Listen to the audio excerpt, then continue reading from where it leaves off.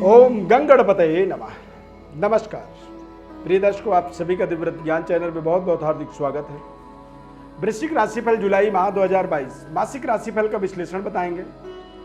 जुलाई का महीना जो है बेहद महत्वपूर्ण महीना है और इस माह में आपके कुछ समय के लिए शनि का ढैया प्रारंभ हुआ था जो अब समाप्त होगा 12 जुलाई को। गोचर ग्रहों का जो विश्लेषण आपको करके बताएंगे, ये आपके जन्म राशि के आधार पर आपको बता रहे हैं। जन्म राशि के आधार पर ही हमें गोचर ग्रहों का एक संपूर्ण लाभ मिलता है और गोचर ग्रह में जो होने वाले परिवर्तन होते हैं, उन परिवर्तनों का हमें घाटा या फायदा हमारे जन्म राशि के आधार पर ही हमें होता है।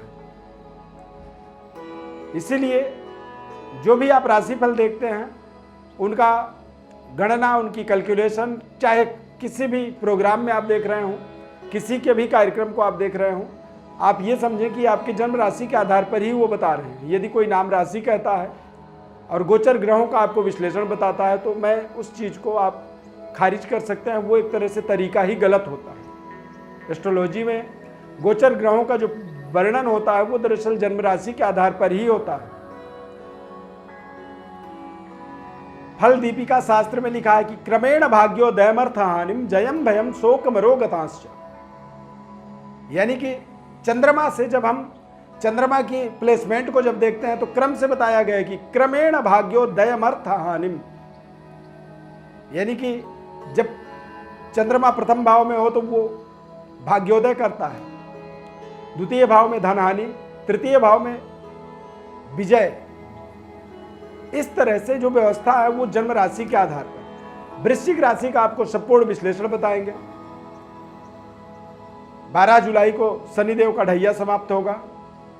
पूरे माह के अंदर किस तरह से और भी सभी नवग्रहों का परिवर्तन, बदलाव, गति परिवर्तन होने वाला है, विस्तार से पूरा लेखा जोखा आपको बताएंगे, विश्लेषण बताएंगे। यदि कार्यक्रम में पहली बार जुड़ रहे हैं तो चैनल को आप सब्सक्राइब जरूर करें, लाइक करें, बेल के बटन को क्लिक करें और हमारे साथ आप जुड़े रहें। वृश्चिक राशि के जीवन में क्या क्या बदलाव होगा, हमारे इस चार्ट के माध्यम से आप देख सकते हैं, इसे समझ सकते हैं भली भांति। चतुर्थ भाव में कुंभ राशि में शनिदेव वक्रगत अवस्था में विराजमान है। 12 जुलाई को वो मकर राशि में आ जाएंगे और जैसे ही मकर राशि परिवर्तन होगा वैसे ही आपकी ढैया समाप्त हो जाएगी। देवगुरु बृहस्पति मीन राशि में है और वो 29 जुलाई को वक्री हो जाएंगे, यानी कि सीधी गति चल रहे थे अब वो रिवर्स हो जाएंगे, उल्टी गति चलेंगे। राहु मंगल की युति छठे भाव पर बना रहेगा। शुक्र ग्रह सप्तम भाव में वृषभ राशि में 13 जुलाई तक रहेंगे। 13 जुलाई को ये मिथुन राशि गोचर करेंगे। सूर्य बुध 16 जुलाई तक मिथुन राशि में रहेंगे और फिर इसके बाद मिथुन राशि से सूर्यदेव 16 जुलाई को कर्क राशि में संचार करेंगे। इसे कर्क संक्रांति कहा जाता है। 2 जुलाई को बुध का आगमन मिथुन राशि में होगा और 17 जुलाई को बुध जो है कर्क राशि में, यानी कि अष्टम भाव में भी बुधादित्य राजयोग बनेगा और आपके भाग्य स्थान पर भी बुधादित्य राजयोग बनेगा। राहु केतु का 6-12 पर प्रभाव बना रहेगा, यानी कि मेष राशि में राहु मंगल छठे भाव में और द्वादश भाव में केतु ग्रह संचार करेंगे। वृश्चिक राशि वाले जातकों के लिए एक शनि का ही ढैया का एक प्रभाव बना हुआ था कुंभ राशि में आने के कारण से, लेकिन अब वो मकर राशि में चले जाएंगे तो वो भी आपकी समस्या समाप्त हो जाएगी। सेहत स्वास्थ्य आपका बेहद शानदार रहने वाला है पूरे महीने। विद्यार्थियों की बात करें तो विद्यार्थी जो है देवगुरु बृहस्पति के वक्री होने के कारण से आप अपने विषय वस्तु को और ज़्यादा सावधानी पूर्वक अपने एक तरह से सिक्स सेंस जागृति का एक समय कह सकते हैं। आपको आपकी छठी ज्ञानेंद्रिय काम करना शुरू करेगा इस पूरे महीने में। वृश्चिक राशि वालों के लिए व्यापारिक व्यवस्था की बात करें तो व्यापार में बेहतर परफॉर्म करने के लिए शुक्र का आगमन सप्तम शुक्र होकर के सप्तम भाव में जब आते हैं तो ऐसी स्थिति में आप 13 जुलाई तक अपने व्यापार के अंदर कुछ बड़े कारोबार, व्यापारिक डिसीजंस ले सकते हैं। अविवाहित हैं तो विवाह से संबंधित कुछ महत्वपूर्ण आपको अपने जीवन में सफलता, कामयाबी या कुछ नए रिश्तों के आगमन से आपके जीवन में एक नई हर्ष उल्लास, नई कॉन्फिडेंस की प्राप्ति होगी।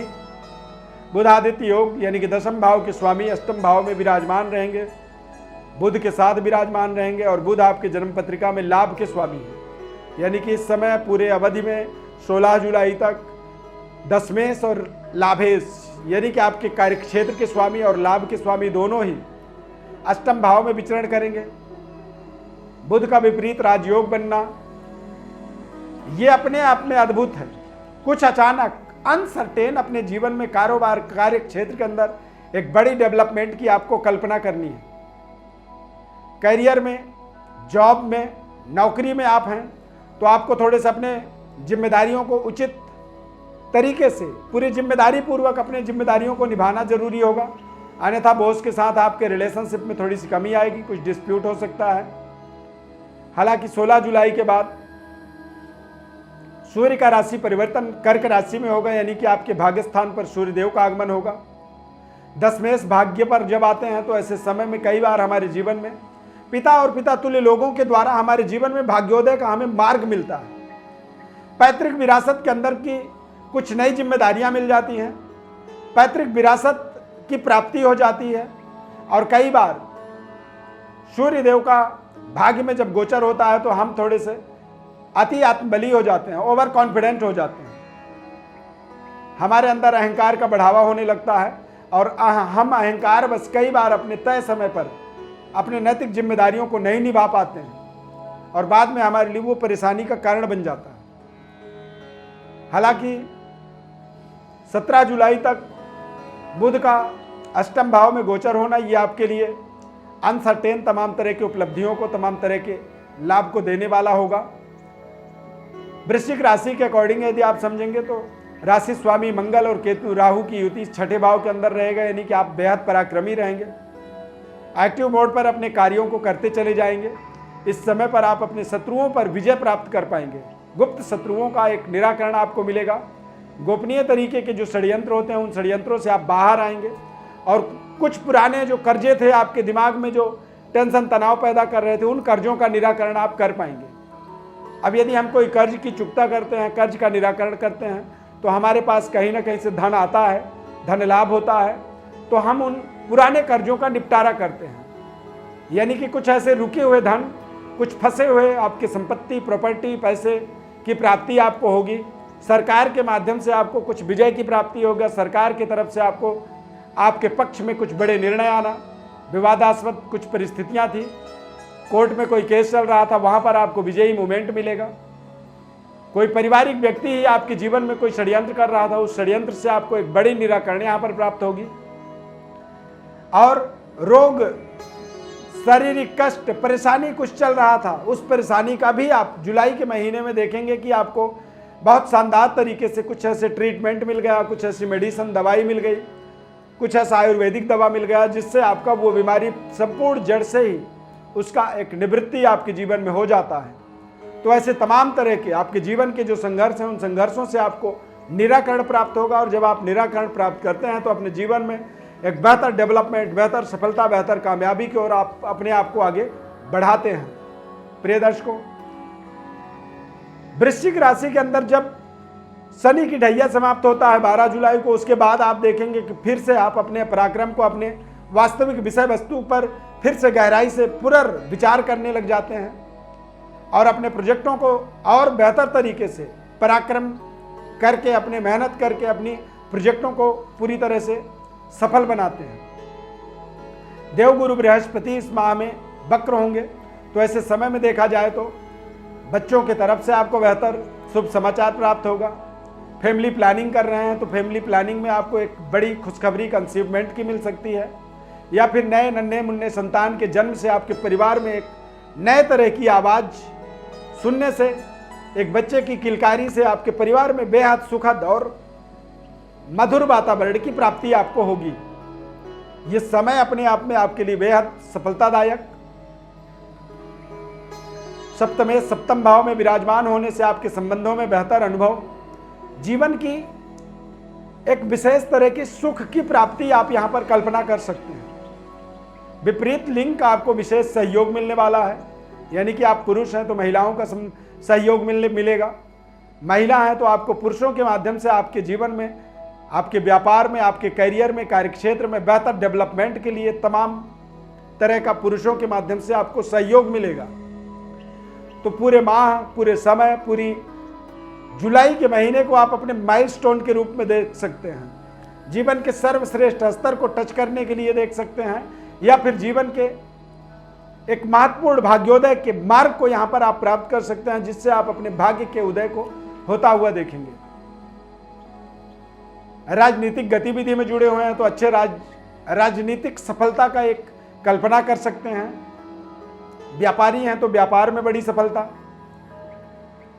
खिलाड़ी हैं तो खेल में आपको बड़ी प्रतिस्पर्धाओं में बड़े पद, प्रतिष्ठा और बड़ी विशेष सम्मान की प्राप्ति हो सकती है।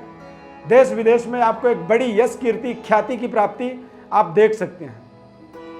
वृश्चिक राशि वालों के लिए तमाम तरह के सवाल थे, चूंकि ढैया आया था और ढैया का हमने तमाम विश्लेषण की, कई कार्यक्रम, कई वीडियो आपको अब तक पहुंचाया हमने, और तमाम तरह के आपके कमेंट्स थे। उन कमेंटों के माध्यम से हम समझ सकते हैं कि आपके तमाम मन में ऐसे सवाल थे, तमाम मन में क्वेश्चन था। तो अब वो सारे क्वेश्चन आपके समाप्त होंगे और आप इस महीने में आप देखेंगे कि एक बेहतर डेवलपमेंट, बेहतर शुभारंभ अपने जीवन का यहां पर फिर से आप कर पाएंगे। ज्योतिष परामर्श के लिए आप हमारे व्हाट्सएप पर अपनी बर्थ डिटेल भेज सकते हैं। हमारे तरफ से आपको संपूर्ण विश्लेषण हम बताएंगे। इस महीने में देखा जाए तो मोती रत्न और पुखराज रत्न का प्रयोग आप करें, भगवान भोलेनाथ की उपासना करें, और कोई भी सवाल आपके मन में है तो उसका जवाब हमारे व्हाट्सएप पर आप ले सकते हैं। इस खास कार्यक्रम में बस इतना ही। नए कार्यक्रम में फिर मिलेंगे, तब तक के लिए बहुत बहुत धन्यवाद। जय माता दी।